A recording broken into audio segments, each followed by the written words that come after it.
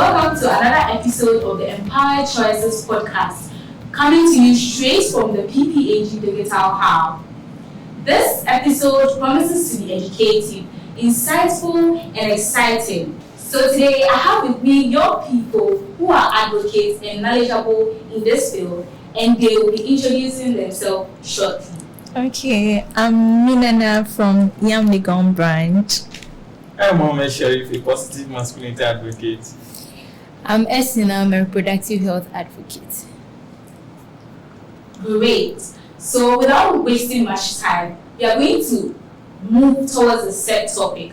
So we do hear about gender equality, reproductive health education and all, and this is what we are going to discuss today. So guys, welcome again to PPAG's Digital Hub. So we are just going to jump straight into it, right? We do hear a lot of gender equality. We even have billboards with gender equality. People talk about it all the time. What exactly is gender equality? Like, we want to understand what it is. Like, what is it? Our lovely podcast, fellas. Okay, so let me start. All right. So, with me, I think gender equality is giving equal access to both genders. So they should have the right to have access to their resources. Resources should be available to them. They should be able to have access to them without any struggles. In our society, we've already noticed the gender inequalities that is predominant. So I think gender equality involves giving equal access to both genders. All right. So, Miss, I would want to come back to you on that. Culturally, as she mentioned, is there something about our culture that promotes gender inequality? Do you think there's something about our culture that promotes gender inequality? Because I do hear that sometimes.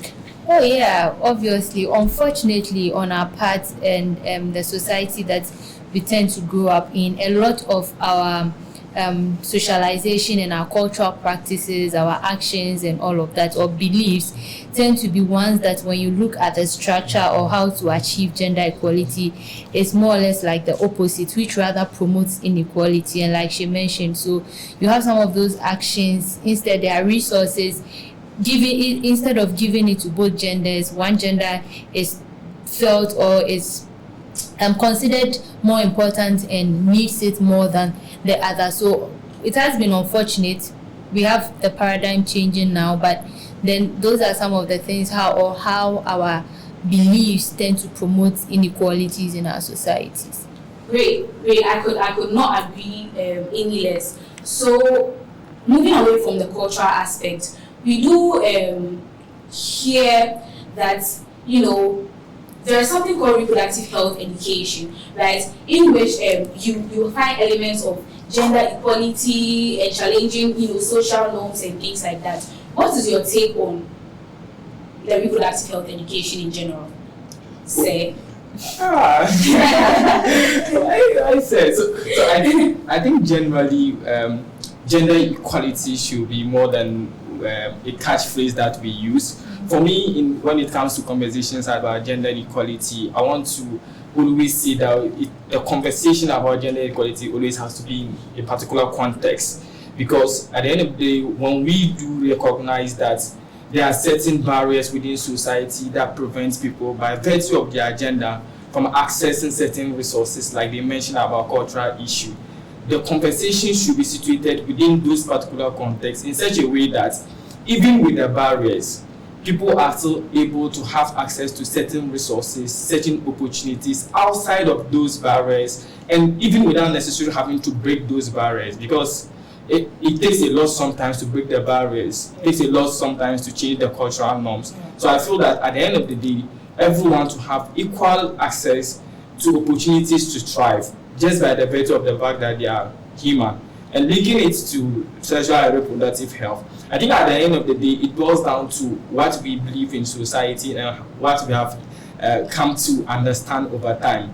That, issues of sexual and reproductive health, because we live in a predominantly male-dominated area, is the discussions of women issues is not there, and that's why people don't want to engage in issues of reproductive health. Yeah, I couldn't also agree less.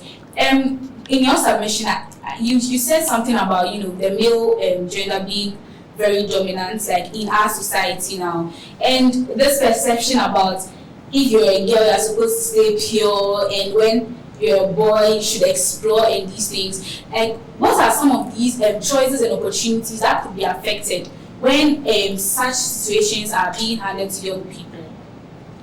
Okay, maybe a take on that before. Yeah.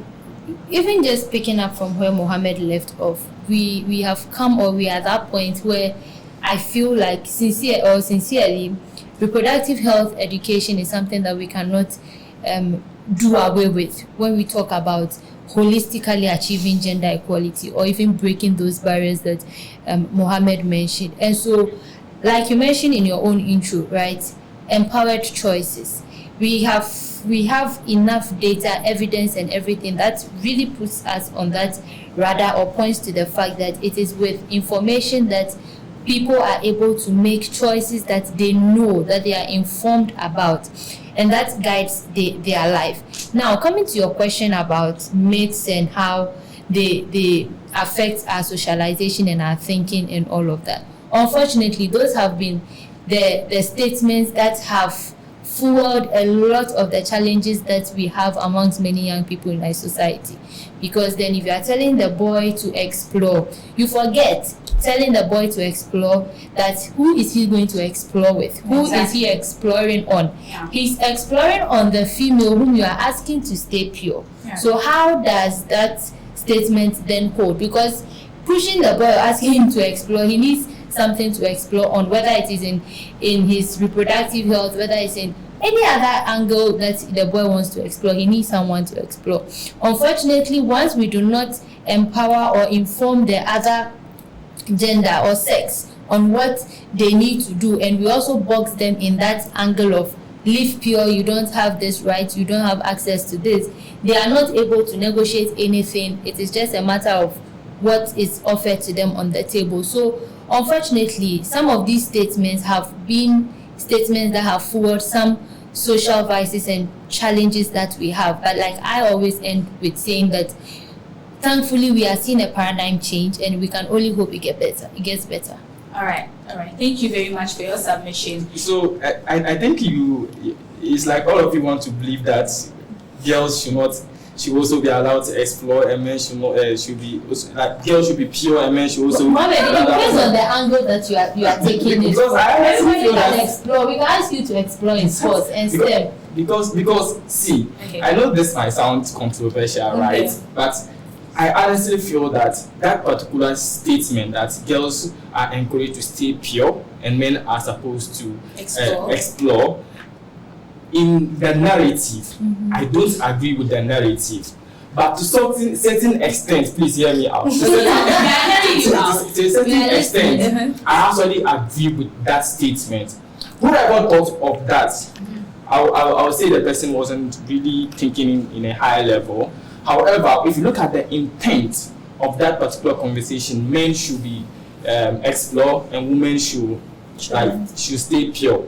Everybody should be allowed to explore.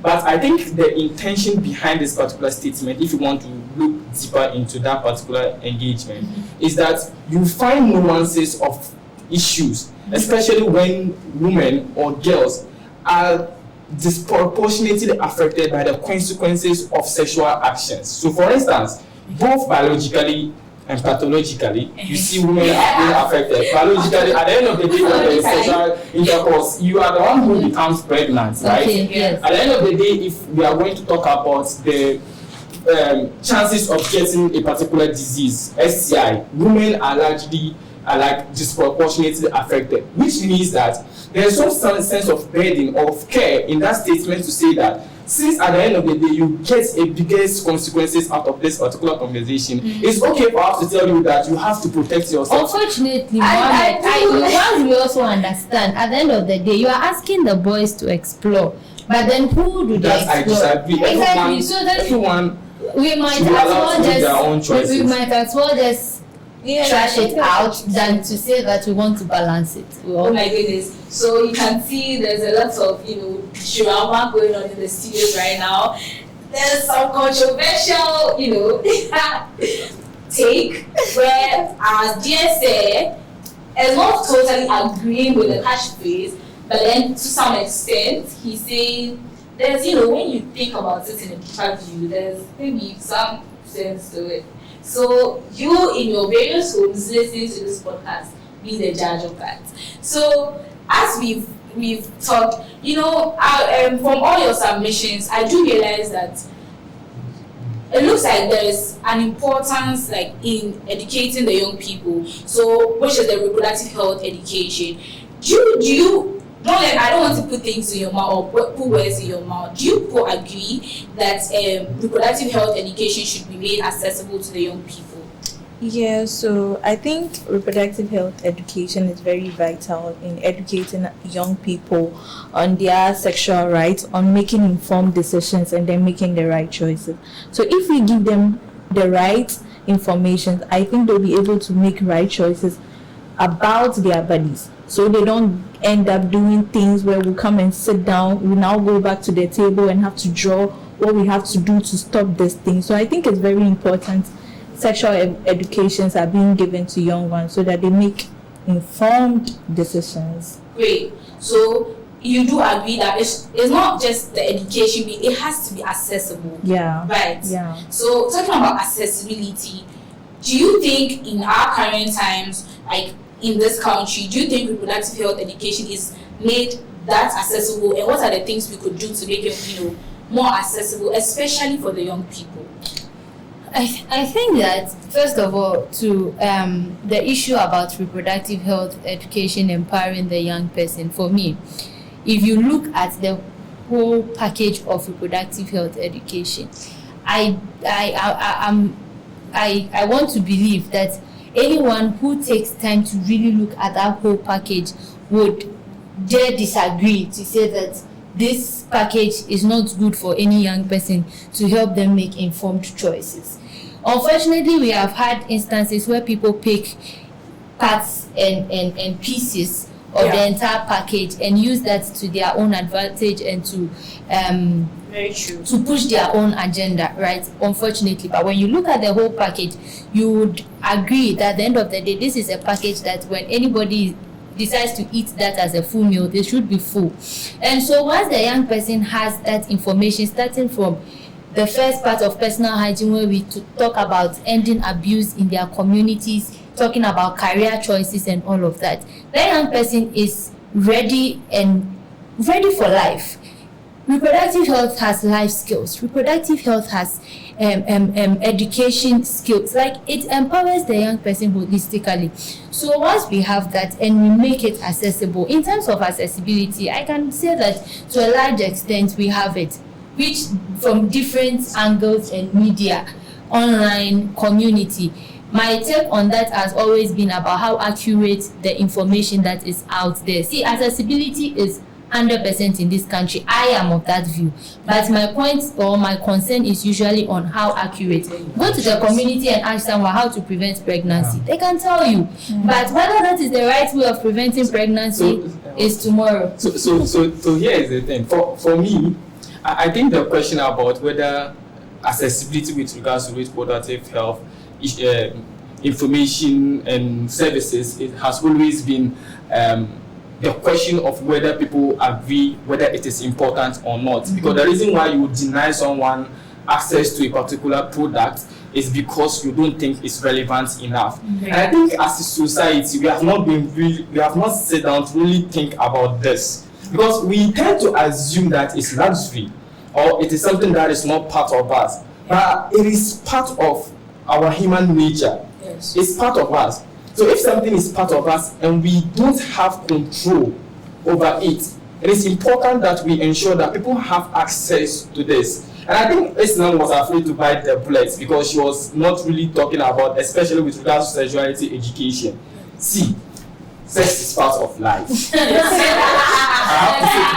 have to say and serious so that people will take me serious. Yeah, it is. Anytime we are having conversations about sex, it has always been about fun. So I have to be serious, small, so that people will understand. Sex is part of our makeup as human beings. Exactly. And some people even believe that if it is not part of you, you are not complete as a human being. If everyone in society agree that sex is a natural phenomena that human beings can engage in, and we human beings don't even have control to say we cannot engage in it because it's part of us. What we want to do is to say that we minimize how we engage in it, which means that whether we like it or not, individuals are going to engage in it by our nature. Yeah. The responsibility now lies on you to be able to ensure that I engage in it in the best way possible that protects me as a human being. Otherwise, you as a fellow human being is also affected by the decisions I'm going to make at the end of the day. Yes. So I think that conversation should be situated to look like it's a human issue that we are dealing with. And there's no point trying to say that it doesn't exist. It exists, whether we like it or not. But People are going to engage in it. I really agree with that. I feel like just to add up to that, the probably or maybe the challenge we just have, especially when we talk about issues of sexuality and sex, like you mentioned, amongst young people, is also again then situating it in the context of at what point does society think then the young person should have sex? Because then it becomes that challenge because it looks like at the stage of a young person, the society feels like you have no business with sex. Even though society agrees that sex is part of our life. Great. From your submission, here comes my next question. There's when we talk about reproductive health education, some families or the older population, or as you rightfully said, there's this notion or there's a submission that maybe these things are not meant for people of this age to know. Whereas maybe people have their menstrual cycle or their first menstruation, which is the menarche, as young as 10 years old now. Right. So do we have to wait till they are in their 18 years to be able to talk to them about their menstrual health and all of those things? So what do you think? Individual submissions. Do you think reproductive health education should, be promoted or to be? Do you think reproductive health education should be submitted to the parents, the communities, and the schools, especially because we do a lot of growing up in our schools? Like, what are your individual takes on that? Okay, Okay, so me with this, I think it boils down back to our society and how we've been brought up as Africans, or how we live based on our cultural values. So we know that from childhood, our parents have told us that there are certain things don't get involved with because but then times are changing, things are changing, and they go to school and they learn a whole lot of things, even from social media, because they are now having access to social media. So I think that for sexual education, it involves every stakeholder: the church, the mosques, religious bodies in the school, our parents. They all have to come together and then find a right way to give out this information to young people, because like Esinam said, we have to give it to them in the right way. Is it right information we are giving to these young people? So that is what is important in giving out this information. So your take is, yes, it should be given, but the information should be checked. Yeah. So do you agree You are calling me sir. Because I'm the only guy here. Because you are not calling them man. You are calling me sir. Bro, what do you think? Because I know at the end of the day, my guys are going to crucify me for not supporting them. The proof I'm breaking it already. But the truth is that issues of sexuality education and regard to reproductive health education, sex, like age-appropriate reproductive health education. For me, from a professional stand of view, like I'm a nutrition professional. Hey, I just announced my profession. So you can come and engage me later. So I think personally that we again, if society perception about sex, it is very difficult to convince someone that you have to teach a child about sex based on societal construction of what sex means, right? Or reproductive health education means, which means that it comes down to a life cycle process. So we know that as a child, when they give birth to you, even though food is essential, you don't start by eating food. There are certain foods that you are supposed to eat, and everybody understands that you have to breastfeed. Yes. And then you have to eat. What it means is that for every form of education that you are going to give a child, for every form of training you are going to give a child, because reproductive health education should be seen as some form of training and nurturing of individuals, which is part of the upbringing of people. What it means is that at every point in time, you have to ensure that it is appropriate to their needs at that particular point in time. Yes. But the problem then comes when you wait for like we normally do in our setting, you wait for the harm to happen, and you now begin to want to teach the person the right thing when they have already embodied the old ones. Yes. So it is very difficult to take away something that is flawed and put new one. So for instance, if a rat dies in this room and you come and take it out, you are taking the dead rat out, but the sense you yourself, it takes a long time for you to do that. But when you have the opportunity to actually prevent the rat from coming into the room. So I think that society has to agree that it should be part of our normal upbringing. And we don't have to always treat it as a separate topic, as if it's an alien thing or an added thing that is coming from somewhere that nobody knows about. Very true. So I think Very true. it is very important. What's your take on this? I think for me it's just two things, and probably they may have both touched on that, which is the age appropriateness of whatever information you are given. And like Mohammed rightly mentioned, at every stage in time there is what the child or the young person takes in, and that gradually builds them to make that informed choice or empowered choice at the end of the day. And then the second thing is about who is involved. You can't leave anyone out. If parents, if education, if health, if religious leaders, everyone comes, there's that point where everyone finds an intersection and everyone has a role to play. So I think those are the two things for me. That's an excellent submission, all of you. Lastly, before we go, right, what there's some myths and things that we hear in our society, and then sometimes I sit down and wonder, is this actually true, or is this just some hearsay from I don't know where it's coming from? So individually, that's the last topic. What are some things you've heard about sexual and reproductive health and rights, or reproductive health and rights in general, or gender inequality or equality? That's for a fact that when I heard this, it didn't really sound right, or it is not right. What are some individual things you heard? My first and what I always stand against, that when a young person has access to reproductive health education, it rather makes them promiscuous or makes them explore. The biggest myth you can have in RHE sector, the biggest myth, it rather empowers them to make informed choices because they know the consequences.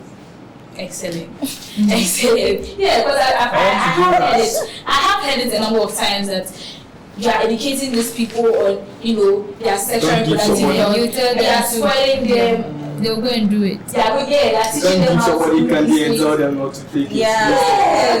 Yes, you do hear some of these things and you wonder. I'm waiting for what Gertrude will talk about. Okay, I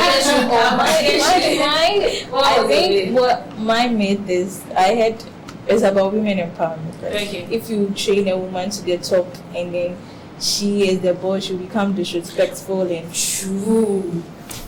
so True. that is one myth. I think. Mythbuster. True. We are empowering people. We are not really empowering women. We are empowering both genders. Exactly. Your final take, or if there is no myth you've heard. The way everybody is looking at me, so for me, so I think one of the myths I always want to talk about is the fact that men in issues of sexuality are supposed to always be in control, and I think that's one thing I totally disagree. Because at the end of the day, it's human decision, and every human being is entitled to a particular decision. But also in the same light, people would say that conversations about gender equality is about women. In fact, it's actually about men too. Yes, It's actually about men, because we need to be able to be in a balance before society can work. If society is made up by male and female, which means that all of them have to be equal in terms of strength for us to be able to move as a society. All right. That's my All right, thank you very much, all of you. We want to take your final comments there. Skibidi-doo. We need. Back to you. Yes, My back to final you. comments. Or you want to be the one to give the last? No, he should start. We just spoke about gender started equality. Exactly. We Yeah, just so spoke, we just spoke about gender equality. It looks like I am the We're minority. empowering men as well, so speak out. Okay, so this is, I just want to use this particular setting to illustrate my last words and a call to every young person or men out there to support the conversation around gender equality. So look at this room. I'm sitting and I'm the only man, right? But at the end You're of the actually not the only one. You know that. You know the production and this one. There are yeah, those in the so production. those is a panel, right? I'm the only guy, right? And at the end of the day, society expects me to be able to even dominate more than everyone here. Yeah. And that in itself would have put a lot of pressure on me to be at my best, to stand up to what is supposed to be masculine and other things. Yeah. And I think that is the perception that we need to change. Because at the end of the day, conversations about gender equality should always be about empowering everybody to be able to thrive. And especially because men has always had the privilege. And the reason why as men, we don't even want to agree that we have the privilege is because privilege is not visible to people, we have it. So I just want to encourage us that the conversations around gender equality should not always be limited to what women tend to get at the end of the day, but what society in general is able to do. If men were those who didn't have privileges, I think the conversation was the one that was going to still continue to ensure that men were empowered. But society as we have it currently, men already have the privilege.